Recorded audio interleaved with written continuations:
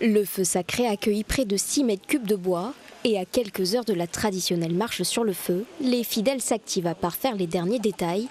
Pendant 18 jours, Monette est venue soutenir ses petits-fils. Pour elle, la marche sur le feu est une tradition. Cette tradition, c'est la famille, c'est tout, c'est nos ancêtres, la marche là-dedans. Donc aujourd'hui, il faut suivre les pas des ancêtres. Covid oblige, la marche sur le feu s'est faite à huis clos.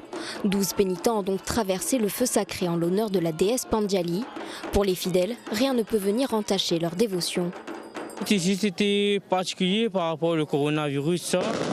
Et aussi, il demande beaucoup plus de rigueur, fin de compte. La seule difficulté, la veille, c'était dit bon, il fait pas, il a interdit de faire, c'est tout. Et puis, au marche, ça fait vraiment le feu, mais le plutôt bon Dieu, il fait marche à eux.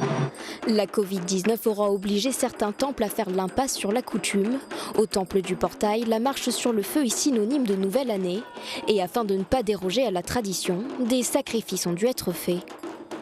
On ne conçoit pas une nouvelle année sans carême, sans sacrifice et sans marche sur le feu, sans cette odeur particulière de la braise.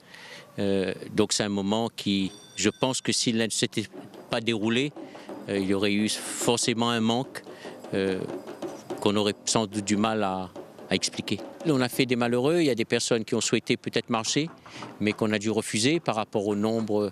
On ne voulait pas dépasser une dizaine ou une quinzaine. On s'est contenté de 12 au final.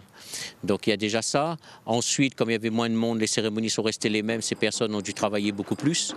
Une tradition vieille de 165 ans qui s'est adaptée à la crise sanitaire et s'est masquée avec 1 mètre de distance que les pénitents dansaient autour du feu sacré.